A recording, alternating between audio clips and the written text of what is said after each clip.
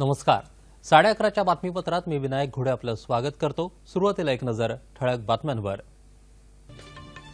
विमुद्रीकरणाच्या मुद्द्यावरून लोकसभा आणि राज्यसभेत विरोधकांचा गोंधळ. 12 वाजेपर्यंत दोन्ही सभागृहांचं कामकाज स्थगित. देशातल्या 62 जिल्ह्यांमध्ये जवाहर नवोदय विद्यालय सुरू करायला केंद्रीय मंत्रिमंडळाची मान्यता. भारतीय जवानांच्या मृतदेह विटंबनेवरून भारतानं पाकिस्तानला खडसावलं. आगळीक केल्यास सडेतोड उत्तर देण्याचा पाक लष्कर अधिकाऱ्यांना इशारा. विमुद्रीकरणाच्या निर्णयाचं 90%हून अधिक लोकांनी केलं स्वागत. पंतप्रधान ॲपवरच्या सर्वेक्षणाचा अहवाल. दाभोलकर पानसरे हत्या प्रकरणाच्या संथ तपासाबाबत मुंबई उच्च न्यायालयाकडून असमाधान व्यक्त. 16 डिसेंबरला सद्यस्थिती अहवाल देण्याचे तपास यंत्रणांना निर्देश. खासगी रुग्णालयांची 500 आणि 1000 रुपयांच्या जुन्या नोटा वापरून रुग्णांना सहकार्य करावं, मुख्यमंत्र्यांचं आवाहन. आणि हॉकी सामन्यात भारतीय महिलांची ऑस्ट्रेलियावर मात, तर पुरुष हॉकी संघ मात्र ऑस्ट्रेलियाकडून पराभूत.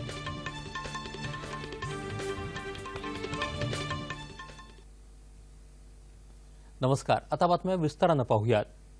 संसदेच्या दोन्ही सभागृहांच्या कामकाजांना सुरुवात होताच विरोधकांनी विमुद्रीकरणाचा मुद्दा उपस्थित करून गोंधळ घातल्यामुळे लोकसभा आणि राज्यसभांचं कामकाज दुपारी 12 वाजेपर्यंत स्थगित करण्यात आलं. लोकसभेमध्ये प्रश्नाच्या तासाला सुरुवात होताच विरोधकांनी विमुद्रीकरणाचा मुद्दा उपस्थित केला. त्यामुळे निर्माण झालेल्या गोंधळामुळे लोकसभा अध्यक्ष सुमित्रा महाजन यांनी सभागृहाचं कामकाज 12 वाजेपर्यंत स्थगित केलं. राज्यसभेत कामकाजाला सुरुवात झाल्यावर केंद्रीय वित्तमंत्री अरुण जेटली यांनी विमुद्रीकरणाच्या मुद्द्यावर सरकारची भूमिका मांडायला सुरुवात केली. मात्र विरोधकांच्या गोंधळामुळे पीठासीन अधिकाऱ्यांनी सभागृहाचं कामकाज 12 वाजेपर्यंत स्थगित केलं. विमुद्रीकरणाच्या मुद्द्यावरून स्वतः पंतप्रधानांनी भूमिका मांडावी अशी विरोधकांची मागणी होती.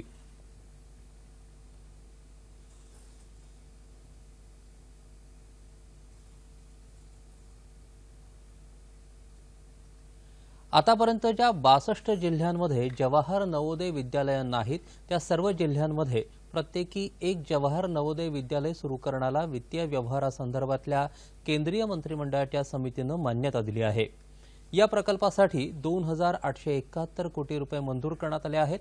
या प्रकल्पांतर्गत छत्तीसगड राज्यात 11, गुजरातमध्ये 8, दिल्लीत 7 तर जम्मू आणि काश्मीर आणि उत्तर प्रदेशात प्रत्येकी 5 विद्यालयं उघडण्यात येणार आहेत.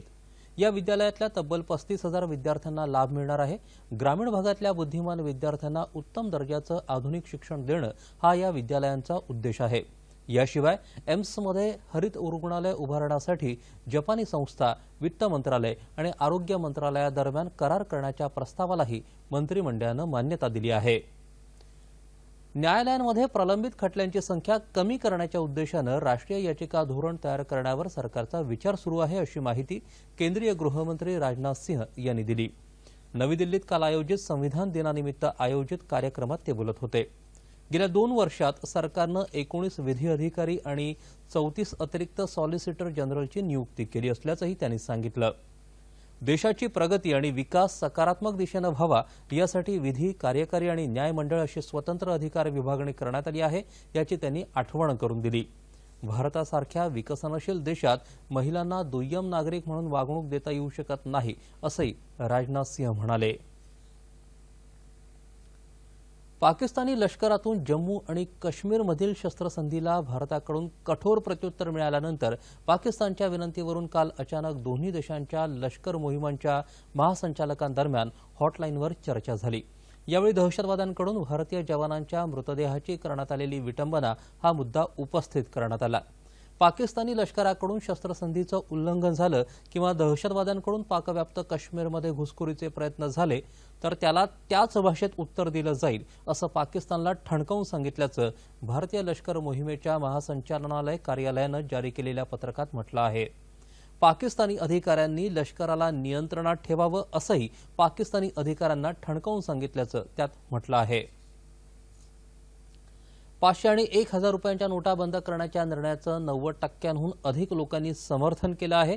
या संदर्भात पंतप्रधान ॲपवर घेण्यात आलेल्या सर्वेक्षणात सुरुवातीला 5 लाख नागरिकांनी सहभाग घेतला असून त्याचा निकाल ट्विटरवर जाहीर करण्यात आला आहे. देशात काळा पैसा असल्याचं 98% लोकांचं म्हणणं आहे, तर भ्रष्टाचार आणि काळ्या पैशाविरोधात लढाई आवश्यक असल्याचं मत 99% लोकांनी नोंदवलं आहे. 90% लोकांनी सरकार काळा पैसा रोखण्यासाठी योग्य पाऊल उचलत असल्याचं म्हटलंय. 90% लोकांनी विमुद्रीकरणाच्या निर्णयाचं स्वागत केलं आहे.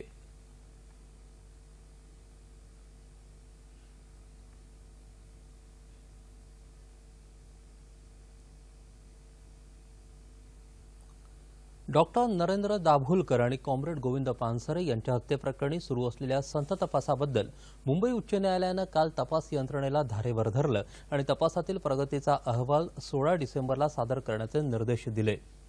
दाभोलकर हत्या प्रकरणाचा तपास सीबीआय तर पानसरे प्रकरणी राज्य पोलिसांचं विशेष तपास पथक चौकशी करत आहे. दोन्ही तपास पथकांनी सादर केलेल्या अहवालांचं वाचन केल्यानंतर न्यायमूर्ती एस.सी. धर्माधिकारी यांच्या नेतृत्वाखालील खंडपीठानं तपासाबाबत असमाधान व्यक्त केलं. सीबीआयला तपासासाठी पुरेसा वेळ दिला. हे प्रकरण प्रतिष्ठेचं असून त्याच्या तपासाच्या प्रगतीनं राज्याची प्रतिकूल प्रतिमा दर्शवली आहे असं न्यायालयानं सीबीआयला खडसावलं. या प्रकरणी सद्यस्थितीचा अहवाल सीबीआयसह संचालकांनी सादर करावा असे निर्देश न्यायालयानं दिले.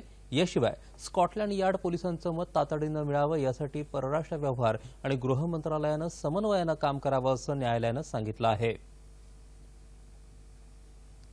विमुद्रीकरणामुळे रुग्ण आणि त्यांच्या नातेवाईकांना खासगी रुग्णालयात धावाधाव करावी लागत असल्याच्या वृत्ताच्या पार्श्वभूमीवर रुग्णांशी सहकार्य करण्याचं आवाहन मुख्यमंत्री देवेंद्र फडणवीस यांनी केलं आहे. ज्या रुग्णांवर तातडीच्या उपचाराची आवश्यकता आहे अशा प्रकरणी उच्च मूल्यांच्या चलनी नोटा स्वीकारण्याचं आवाहन त्यांनी केलं आहे. खासगी रुग्णालय 500 आणि 1000 रुपयांच्या जुन्या नोटा स्वीकारत नसल्याच्या रुग्णांच्या तक्रारींच्या पार्श्वभूमीवर मुख्यमंत्री कार्यालयानं असं परिपत्रक जारी केलं आहे. याच संदर्भात रुग्णांना सहाय्य करण्यासाठी सुरू केलेल्या 104 आणि 108 या टोल फ्री क्रमांकांवर आतापर्यंत 320 रुग्णांनी तक्रारी दाखल केल्या आहेत. याच तक्रारींची मुख्यमंत्र्यांनी गंभीर दखल घेतली आहे. याशिवाय रुग्णांनी रुग्णालयांना धनादेश स्वीकारावेत असं आवाहनही मुख्यमंत्र्यांनी केलं असून तो न वटल्यास त्या रुग्णाला 10,000 रुपये देण्याची घोषणाही मुख्यमंत्र्यांनी केली आहे.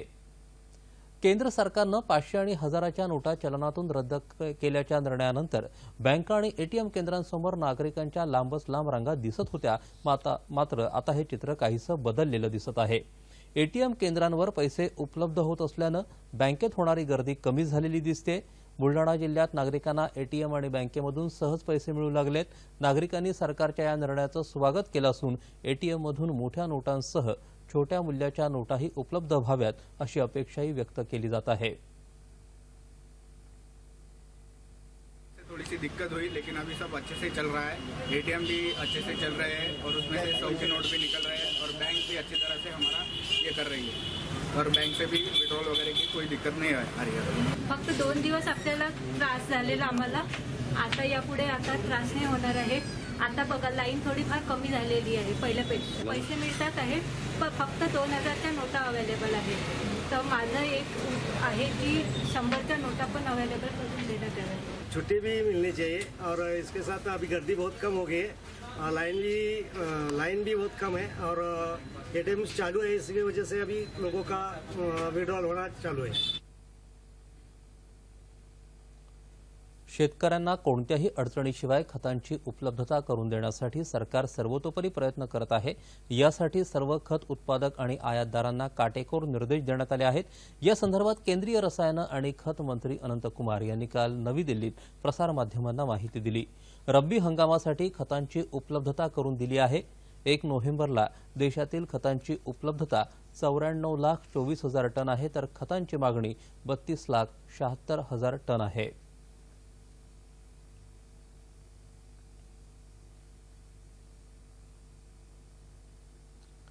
राज्यात नगरपालिकांमध्ये पारदर्शकता, गतिशीलता आणि गुणवत्ता येण्यासाठी यंत्रणा राबवली जात असल्याचं मुख्यमंत्री देवेंद्र फडणवीस यांनी काल परळी वैजनाथ इथं सांगितलं.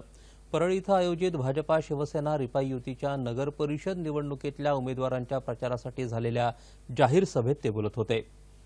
यावेळी राज्याच्या ग्रामविकास मंत्री पंकजा मुंडे पालवे, नामदार अर्जुन खोतकर, खासदार प्रीतम मुंडे, संगीता ठोंबरे, भीमराव धोंडे उपस्थित होते. महायुतीच्या शासनानं शहरं विकसित करण्याबरोबरच आरोग्य, शिक्षण यासह विकासाच्या संधी उपलब्ध करून देण्यास प्राधान्य दिलंय. आधीच्या सरकारला एकही शहर निर्मल ग्राम करण्यात यश आलं नाही. मात्र या शासनानं 100 शहरं निर्मल ग्राम केली. तसंच डिसेंबर 2017 पर्यंत 300 शहरं हागणदारी मुक्त करण्याचं उद्दिष्ट ठेवलं आहे, असंही ते म्हणाले. धुळे आणि नंदुरबार जिल्ह्यातल्या नगरपालिकांच्या निवडणुकांसाठी काँग्रेसचे माजी मुख्यमंत्री आणि प्रदेशाध्यक्ष अशोक चव्हाण यांच्या धुळे, दोंडाईचा आणि नंदुरबार इथं प्रचार सभा झाल्या. काळ्या पैशाच्या नावाखाली नोटा बंद केल्यानं व्यापार ठप्प झाला आहे. यामुळे सर्वसामान्य माणूसच भरडला जात आहे. उद्योग बाहेर जात असून मेक इन इंडिया कुठेच दिसत नाही, असा आरोप अशोक चव्हाण यांनी केला. दोंडाईचा इथं काँग्रेसचे नगराध्यक्षपदाचे उमेदवार डॉक्टर रवींद्र देशमुख यांच्या प्रचार सभेत ते बोलत होते. भाजपा शिवसेना युती आणि एमआयएम हे नाण्याच्या दोन बाजू असून हे लोक मत विभागणीसाठी परस्परांना विरोध करतात. मात्र सत्ता आली तर एकत्र बसतात. त्यामुळे ग्रामीण भागाचा विकास साधायचा असेल तर काँग्रेसशिवाय पर्याय नाही. नंदुरबार हा काँग्रेसचा बालेकिल्ला राहिलेला आहे, असं ते म्हणाले. नंदुरबार जिल्ह्यातल्या शहादा इथं काँग्रेसच्या उमेदवाराच्या प्रचार सभेत ते बोलत होते.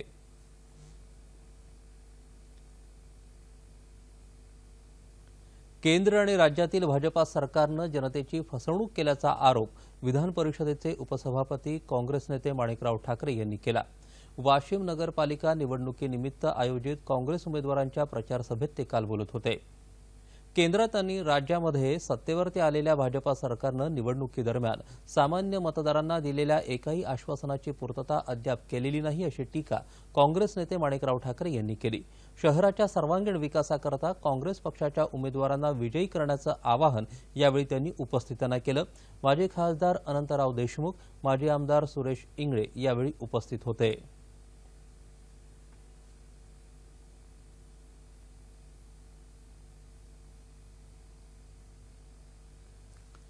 हाँगकाँग खुल्या बॅडमिंटन स्पर्धेत भारताचे 5 बॅडमिंटनपटू दुसऱ्या फेरीत पोहोचले आहेत. महिला एकेरीत सायना नेहवाल, पीव्ही सिंधू तर पुरुष एकेरीत अजय जयराम, प्रणॉय आणि समीर वर्मा यांनी दुसरी फेरी गाठली. पुरुष दुहेरीत मात्र मनु अत्री आणि पी सुमित रेड्डी ही जोडी पहिल्या फेरीत पराभूत झाली.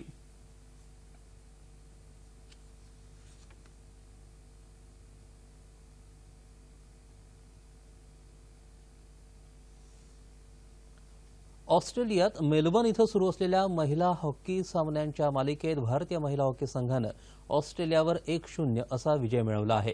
3 सामन्यांच्या या मालिकेतल्या कालच्या पहिल्या सामन्यात भारतीय संघाची कर्णधार राणी रामपालनं एकमेव गोल केला. ऑस्ट्रेलियात मेलबर्न इथं सुरू असलेल्या 4 देशांच्या हॉकी स्पर्धेत पहिल्याच सामन्यात चुरशीच्या लढतीत भारतीय पुरुष संघ ऑस्ट्रेलियाकडून 2-3 असा पराभूत झाला. भारतानं पेनल्टी कॉर्नरवर गोल करून आघाडी घेतल्यानंतर मध्यंतरापर्यंत 1-1 अशी बरोबरी होती. तिसऱ्या सत्रात 2 गोल करून ऑस्ट्रेलियानं 3-1 अशी आघाडी घेतल्यावर रुपिंदर पाल सिंगनं पेनल्टी कॉर्नरवर गोल करून आघाडी कमी केली, पण भारत सामना मात्र जिंकू शकला नाही.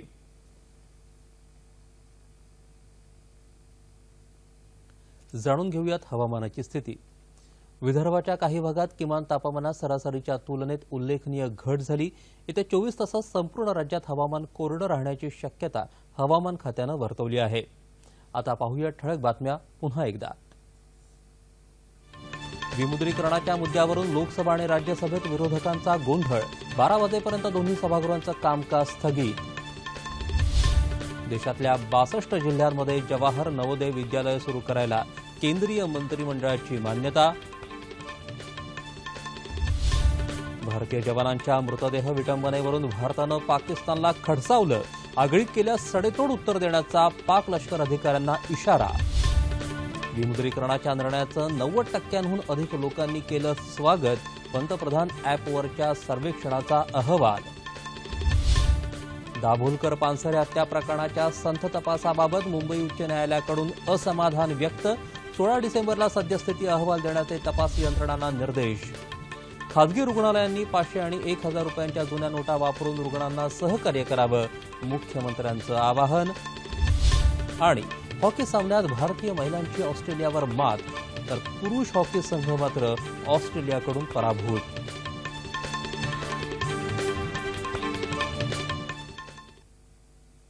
याबरोबरच हे बातमीपत्र संपलं. पुन्हा भेटूया दुपारी 2:30 वाजता आपल्या सह्याद्री वाहिनीवर. नमस्कार.